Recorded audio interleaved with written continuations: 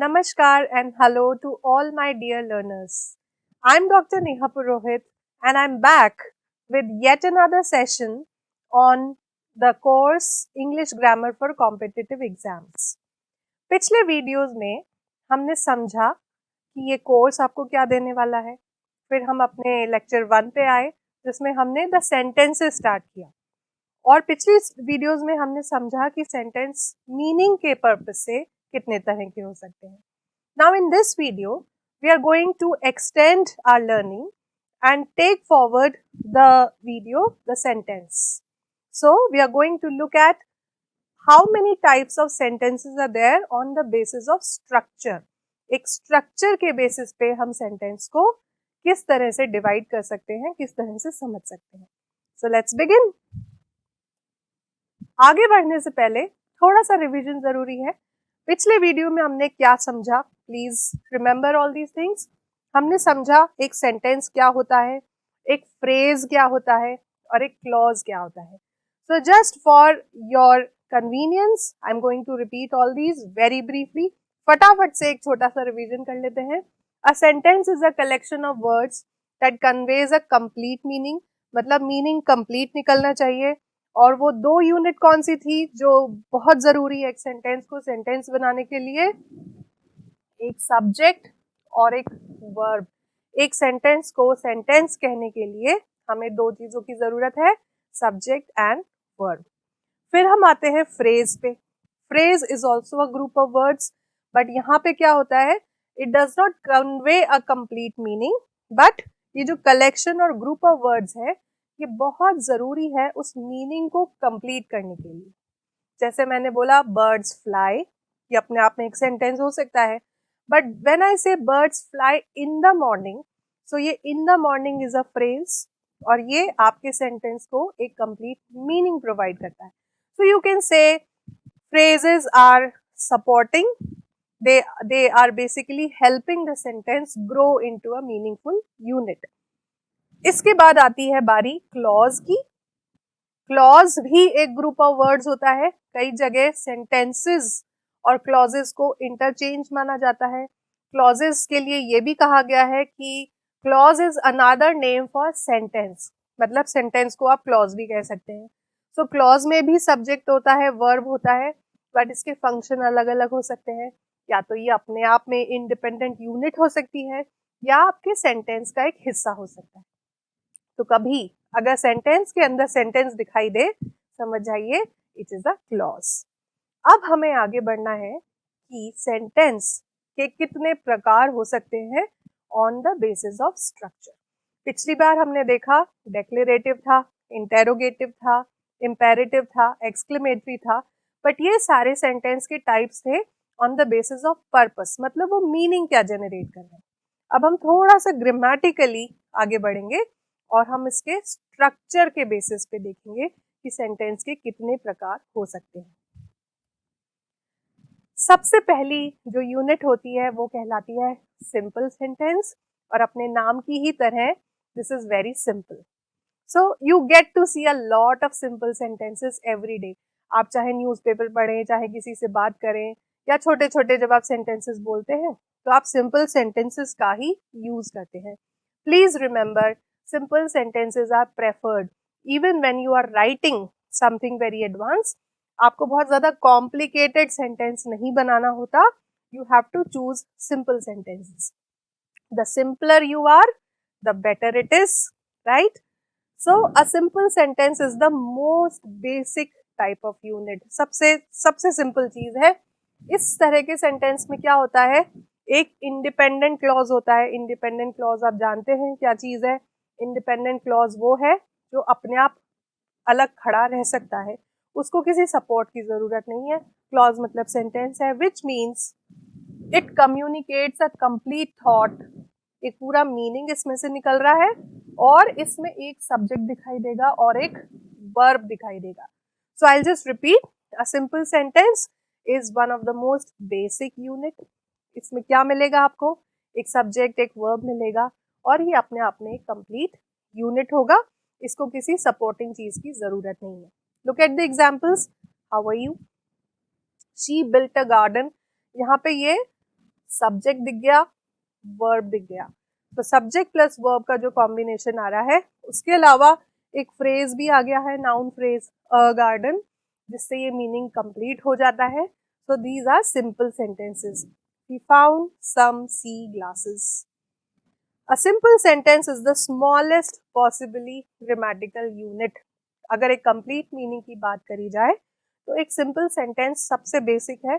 अगर आप इसके भी टुकड़े कर देंगे तो फिर वो सेंटेंस नहीं कहलाएगा, फिर वो फ्रेजेस कहला देंगे या फिर सेंटेंस के फ्रैगमेंट्स कहलाएंगे। तो जब भी एग्जाम में कुछ इस तरह के क्वेश्चन आते हैं, आइडेंटिफाई अ सिंपल सेंटेंस, तो आप देख लीजिए एक सब्जेक्ट एक वर्ब, मतलब sentence is very simple. Isn't it simple? है ना आसान? सिंपल सेंटेंसेस निकालना इज नो डिफिकल्ट। एग्जाम्पल और देखते हैं सिंपल सेंटेंसेस के। जितने एग्जाम्पल्स आप देखते जाएंगे उतनी ही आपकी प्रैक्टिस, आपकी अंडरस्टैंडिंग मजबूत होगी। I did not go to the game, she was correct. The writer was out of ideas, the movie was over 2 hours ago। One idea, one subject, one verb, simple. आइए आगे चलते हैं। इसके बाद, because simple से चीजें हमेशा थोड़ी सी डिफिकल्ट होती है, सिंपल के आगे थोड़ी सी चीजें कॉम्प्लिकेट होती हैं, कॉम्प्लेक्स होती हैं, तो जो नेक्स्ट पार्ट अपना सेंटेंस का आता है उसको हम कहते हैं कॉम्प्लेक्स सेंटेंसेस। अब यहाँ पे क्या हो रहा है, बिकॉज कॉम्प्लेक्स सेंटेंसेस में सिंपल सेंटेंसेस भी होंगे, बट उससे भी थोड़ा सा कुछ और होगा। So what is that? In contrast to a simple sentence, a complex sentence contains one independent clause। जैसे मैंने आपको बताया कि एक simple sentence तो होगा ही होगा, उसके अलावा एक dependent clause भी होगा। एक सेंटेंस ऐसा भी होगा उस सेंटेंस के अंदर जो इस मेन सेंटेंस पे डिपेंड करेगा, वो अपने आप नहीं खड़ा हो सकता, उसको साथ में इस मेन क्लॉज की जरूरत है। डिपेंडेंट क्लॉजेज, अब आप कैसे पहचानेंगे कि डिपेंडेंट क्लॉजेज क्या है, कैसे पता लगेगा कहाँ आ रहे हैं?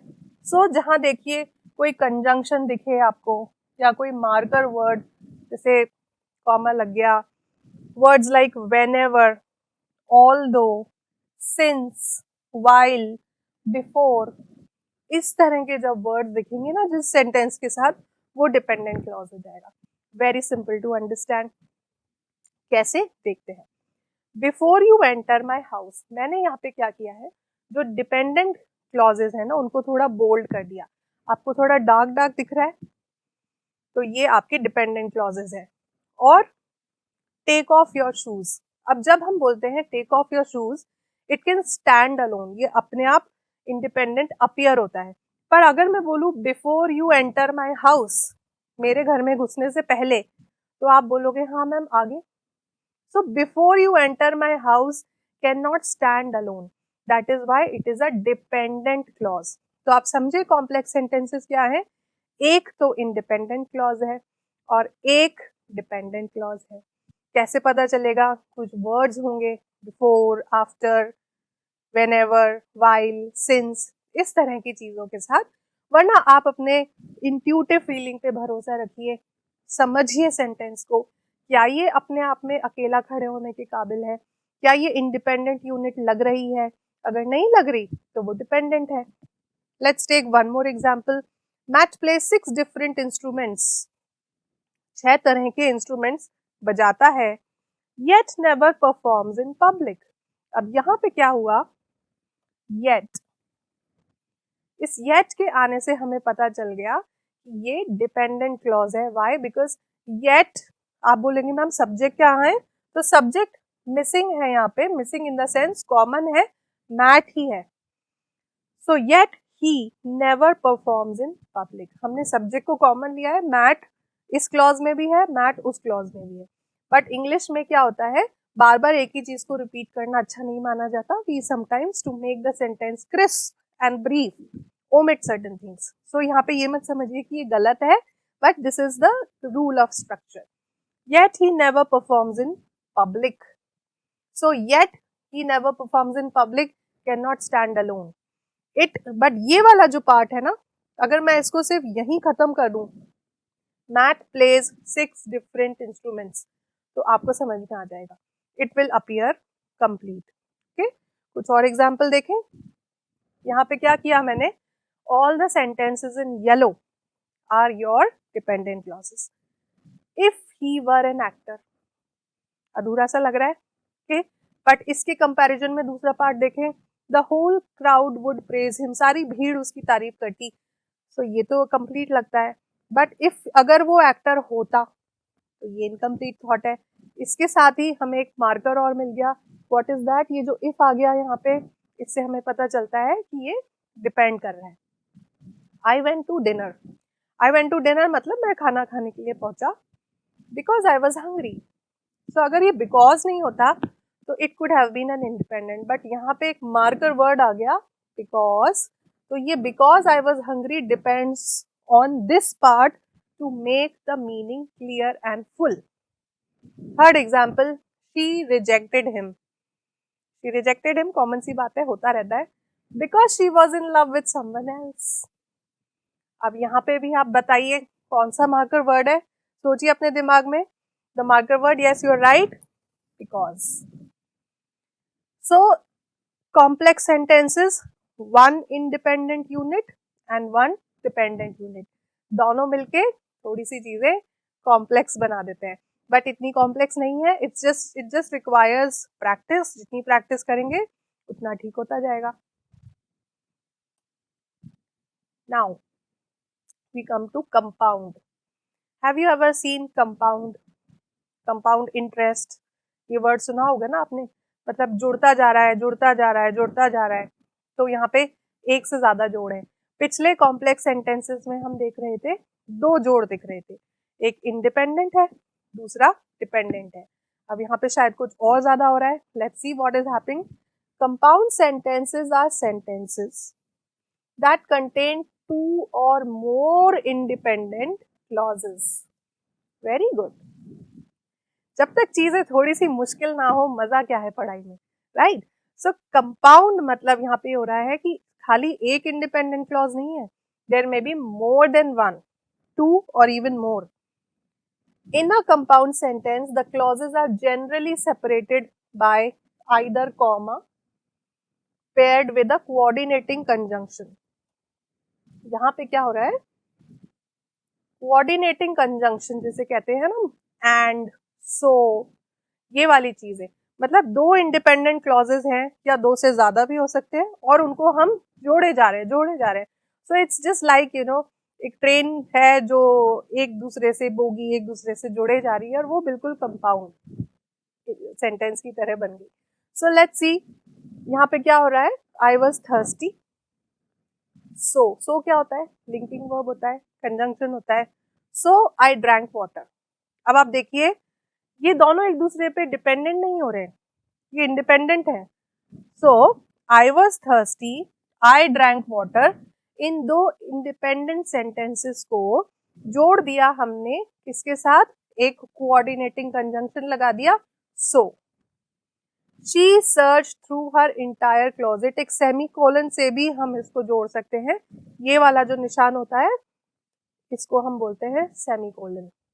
सो या तो कोऑर्डिनेटिंग कंजंक्शन आ रहा है या फिर सेमीकोलन आ रहा है। She searched through her entire closet, मतलब उसकी जो अलमारी थी उसमें उसने पूरा ढूंढा। She could not find her denim jacket. So both are independent units, but they have been clubbed together. So आप ध्यान रखिए, या तो कोऑर्डिनेटिंग कंजंक्शन है या फिर एक कोलन है। सेमीकोलन कहाँ यूज होता है, व्हेनेवर जब आप एक सेंटेंस को और कॉम्प्लिकेट बनाएंगे, थोड़ा और एडवांस लेवल का बनाएंगे। बहुत सारे लोग हैं जो पीएचडी करते हैं, थीसिस लिखते हैं या कोई एडवांस लेवल की राइटिंग में इन्वॉल्व होते हैं, तो वो देखेंगे कि ये सेमीकोलन वहां बड़ा काम आता है। So when we are at simple stage, we use simple sentences. But ऐसे लाइफ में बहुत स्टेजेस होते हैं जहाँ पे आपको प्रूव करना पड़ता है that you can be an advanced writer. आपको अच्छा लिखना आता है। अब जैसे आप न्यूज़पेपर पढ़ते हैं, न्यूज़पेपर में हमेशा सिंपल सेंटेंसेस नहीं होते, बिकॉज बहुत लंबी लंबी चीजें लिखी हैं। So you will find a variety of simple, compound, complex, all types of sentences. इसलिए जरूरी है आपको पता रहे। कुछ और एग्जाम्पल्स मैं आपके साथ डिस्कस करती हूँ यहाँ पे। देखिए दोनों इंडिपेंडेंट क्लॉजेस को मैंने रेड में लिखा है और जो कोऑर्डिनेटिंग चीज है जिससे हम उन दो को जोड़ रहे हैं वो ब्लैक कलर में दिख रहे हैं। कैसे? She was sick, so she did not go to school. She was sick, she did not go to school, independent है, जुड़ गए साथ में। गगन केप्ट हिज डिस्टेंस, ये क्या आया? Semicolon. He knew he was a dangerous man, Gagan कहीं जा रहा था पर वो अपने आप को किसी से दूर रख रहा था क्योंकि वो जो दूसरा व्यक्ति था वो खतरनाक था। Good idea. I was exhausted, यहाँ पे क्या आ गया? But. I worked all night, so two independent clauses joined by but. Mom was still at work and dad was out. तो अब देखिए तीसरा भी यहाँ पे सेंटेंस आ गया है। So I felt bored। तीन अलग अलग सेंटेंसेस इस एक सेंटेंस में हमें दिख रहे हैं। तीन अलग अलग क्लॉजेज हैं, इंडिपेंडेंट क्लॉजेज हैं, जिनको हमने जोड़ जोड़ के एक लंबा सेंटेंस बना दिया। Mom was still at work, मम्मी काम कर रही थी। Dad was out to dinner, पापा भी कहीं बाहर गए थे। सो आई फेल्ट बोर्ड, मुझे बोरियत हो रही थी। सो तीन different ideas which are complete in themselves, उनको कंप्लीट करने के लिए कोई जरूरत नहीं है, बट एक लंबा सेंटेंस हमने बनाया जोड़ जोड़। So these are your compound sentences. और इस कड़ी में आखिरी चीज जो आपको दिखती है वो होती है कॉम्प्लेक्स कंपाउंड सेंटेंसेस। कॉम्प्लेक्स भी है, कंपाउंड भी है। Any idea what can be done? Complex में हमने क्या पढ़ा था? डिपेंडेंट क्लॉजेस भी होते हैं। कंपाउंड में क्या पढ़ा था? दो या दो से ज्यादा कंपाउंड सेंटेंसेस, इंडिपेंडेंट सेंटेंसेस होते हैं। तो यहाँ पे जब कुछ खिचड़ी पक रही है, कुछ दोनों के मेल से कुछ अलग बन रहा है। What is the definition? Please pay attention, ध्यान से पढ़िए। When a sentence has two or more independent clauses, जो पिछले पार्ट में भी था, and at least one dependent clauses, one dependent clause, मतलब दो independent clauses हो सकते हैं बट एक dependent clause का भी होना जरूरी है। That sentence is a compound complex sentence. Objective में पूछा जा सकता है आपको इन तीनों में से कौन सा कॉम्प्लेक्स कंपाउंड सेंटेंस है। आपको क्या करना है? डिपेंडेंट क्लॉज को छांटना है और ये देखना है कि एक या एक से ज्यादा, दो से ज्यादा आपके इंडिपेंडेंट क्लॉजेस तो नहीं है। अगर सारी चीजें मिलके जब एक लंबा सेंटेंस बन रहा है तो वो कहलाएगा कॉम्प्लेक्स कंपाउंड सेंटेंस। चलो एग्जांपल्स देखते हैं। I needed a new computer, यहाँ पे क्या आ गया? सो आई गॉट अ लैपटॉप, तो यहाँ पे दो इंडिपेंडेंट क्लॉज हो गए क्योंकि हमने सो से जोड़ दिया। बिकॉज दे आर पोर्टेबल, अब ये वाला जो पार्ट है बिकॉज से स्टार्ट हो रहा है, so it becomes your dependent clause.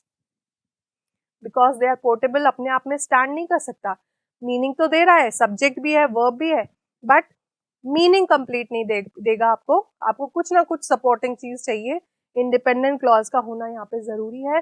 That is why it is a complex compound sentence. The students were excited, semicolon आया, हमने अभी पढ़ा था। सेमीकोलन के संग जब सेंटेंसेस जुड़ते हैं। They could go home early, दोनों चीजें समझ में आ रही हैं। फिर आगे आए because of the power outage, power cut था तो वो चले गए। सो बिकॉज के होने से ये एक डिपेंडेंट क्लॉज बन जाता है। थोड़े और एग्जाम्पल्स हमें देखने पड़ेंगे, थोड़ा रंग बिरंगा बना है यहाँ पे। Now what is happening?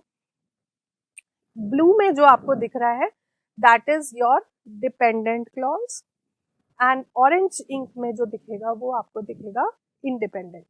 So because he was injured, meaning complete नहीं हो रहा, कुछ और सपोर्टिंग चाहिए, so this is dependent. The team played without him and their rivals beat them easily. Meaning पूरा हमारा निकल के आ गया कि टीम थी, उस एक पर्टिकुलर खिलाड़ी के बिना खेली और उसके टीम के जो राइवल्स थे उन्होंने बड़े आराम से उसको हरा दिया। अब एक्स्ट्रा इन्फॉर्मेशन क्या मिली? because he was injured. तो यहाँ पे जो he, him जो आया, ये कहीं ना कहीं इस पार्ट से रिलेट हो रहा है ना. So they are connecting, they are completing the meaning, but this one cannot stand alone. It is dependent on this part. All right, take the next one. I could not understand his idea. इस part को अगर आप भूल जाओ, it made no sense for him to up and leave. Okay? और इस चीज को देखे, if he liked his job so much, यहाँ पे I think give up होना चाहिए, which is missing. So पूरा सेंटेंस देखते हैं. I couldn't understand his idea. If he liked his job so much, कुछ अलग information I, but not independent information. It made no sense for him to give up and leave. उसको नौकरी नहीं छोड़नी चाहिए थी अगर उसे अपनी नौकरी इतनी पसंद थी. Last one, the teacher gave Jimmy a warning. Okay, because he displayed bad behavior. He verb आ गया, he आ गया, and we all laughed at him. Okay, so and लगने से ये coordinating बन जाता है, and ये because वाला part जो है ये dependent clause है. So I think it is now clear to you that structure के हिसाब से भी sentence can be simple, complex, compound and complex compound. Well, if I talk about this topic honestly, it took me years to understand it. Even till my postgraduate level, we were being asked questions on this. So ये बहुत important topic है. इसको खाली इस video के समझने से आपको उतनी क्लैरिटी नहीं मिलेगी जब आप खुद एक एक्सरसाइज लेके बैठेंगे और आप उस पर वर्क करेंगे. So I wish you all the best. I hope you will be able to understand things well. All the best. Thank you.